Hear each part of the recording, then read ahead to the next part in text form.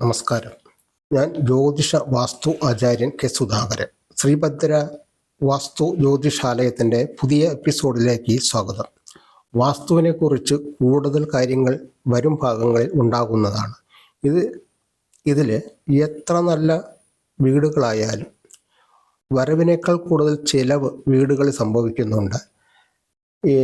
ഇതിൻ്റെ പരിഹാരങ്ങൾ അതെന്താണ് കാരണമെന്ന് വളരെ വ്യക്തമായിട്ട് കണ്ടുപിടിച്ച് ഉടൻ ഒരു പരിഹാരം ചെയ്തു തരുന്നതാണ്.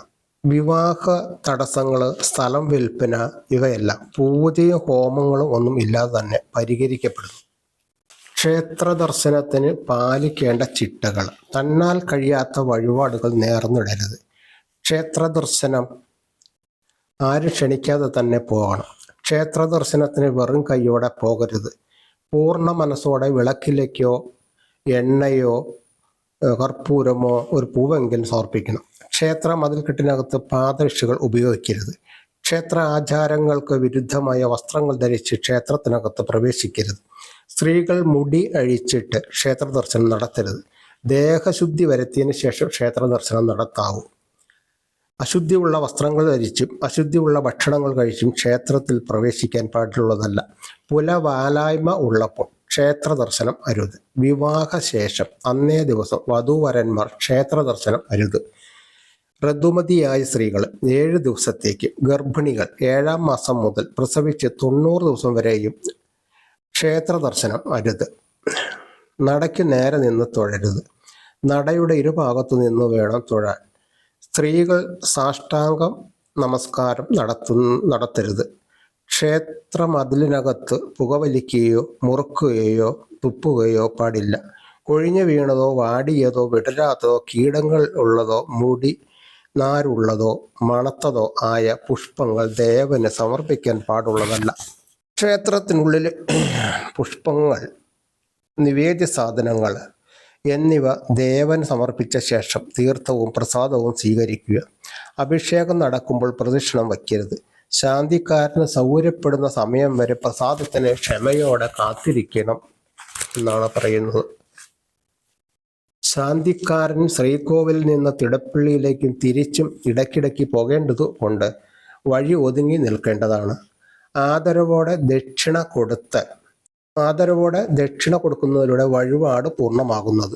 ശാസ്താവിൻ്റെ മുമ്പിൽ കത്തിച്ചു വച്ച എള്ളുതിരി തൊട്ട് വന്നിക്കരുത്.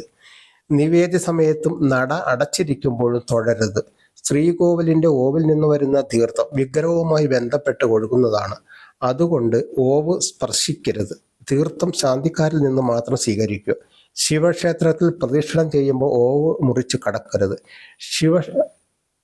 ക്ഷേത്രത്തിനകത്ത് ശബ്ദം, നാമജപം മാത്രം. ഇത്രയും കാര്യങ്ങൾ ക്ഷേത്ര ദർശനത്തിന് പോകുമ്പോൾ പാലിക്കേണ്ടത് ക്ഷേത്ര ദർശനം നടത്തുന്ന എല്ലാവർക്കും നല്ലതായിരിക്കും. നമ്മൾ ചെയ്യുന്ന വഴിപാടുകൾക്ക് വളരെയേറെ ഗുണങ്ങളും അതിൻ്റെ ഫലങ്ങളും ഉടനെ കിട്ടുന്നതിന് വേണ്ടിയിട്ടാണ് ഇത്തരം ചിട്ടകൾ നമ്മൾ നിഷ്ഠിക്കേണ്ടത്. പലരും പറയും ക്ഷേത്രത്തിൽ പോയിട്ടൊന്നും ഒരു ഗുണമില്ല. ഞാൻ ഒരുപാട് തവണ പോയതാണ്, അതുകൊണ്ട് വലിയ കാര്യങ്ങളൊന്നുമില്ല. ഇങ്ങനെ കുറേ കാര്യങ്ങളുണ്ട്. ഇത്തരം കാര്യങ്ങൾ ദേവൻ്റെ മാതിരി അല്ലല്ലോ. നമ്മൾ മനുഷ്യൻ്റെ രീതിയിൽ തന്നെ ദേവനെ തൊഴാൻ പോകണം. ദേവൻ വേറെ, മനുഷ്യൻ വേറെ. അപ്പം അതിൻ്റെ ആ ചിന്ത നമ്മുടെ മനസ്സിൽ വേണം, ഭയപ്പാട് വേണം. അല്ലാതെ നമ്മൾ എന്തൊക്കെ മോശം ചെയ്താലും നാളെ ദേവൻ്റെ അടുത്ത് എന്ന് പറയാം എന്ന് വിചാരിച്ചിട്ട് ആരും ചിന്തിക്കരുത്. എന്തായാലും പൂർണ്ണമായൊരു ഫലം ക്ഷേത്ര ദർശനത്തിനും ക്ഷേത്രത്തിലെ വഴിപാട് കൊണ്ടും പൂർണ്ണമായിട്ടൊരു ഫലം നിങ്ങളിൽ ഉണ്ടാകും. അങ്ങനെ എന്തെങ്കിലും രീതിയിൽ ഒത്തിരി ക്ഷേത്രങ്ങളിൽ പോയിട്ട് എനിക്ക് ഒരു ഫലം ഉണ്ടായില്ല എന്ന് പറയുന്നവർ, ഞാൻ ഈ വീഡിയോയ്ക്കകത്ത് എൻ്റെ നമ്പർ കൊടുക്കുന്നുണ്ട്. നിങ്ങൾ ഞാനുമായിട്ടൊന്ന് കോണ്ടാക്ട് ചെയ്ത് നോക്കുക. ഇവിടെ പൂജയോ ഹോമങ്ങളോ കാര്യങ്ങളോ ഒന്നുമില്ല. ഇത്തരം വഴിപാടുകൾക്കൊന്നും പൂജ നടത്തിക്കൊണ്ടൊന്നും ഞാൻ ആരുടെയും ഈ പൂജ നടത്തി ശാപം മേടിക്കാൻ ഞാൻ തയ്യാറല്ല. അല്ലാതെ തന്നെ എല്ലാ കാര്യങ്ങൾക്കും ഞാൻ ഒരു പരിഹാരം കണ്ടെത്തുന്നുണ്ട്. അപ്പോൾ അതുകൊണ്ട് നിങ്ങൾ ഈ വീഡിയോ കണ്ടു കഴിഞ്ഞിട്ട് ഷെയർ ചെയ്യുക, ലൈക്ക് ചെയ്യുക. നന്ദി, നമസ്കാരം.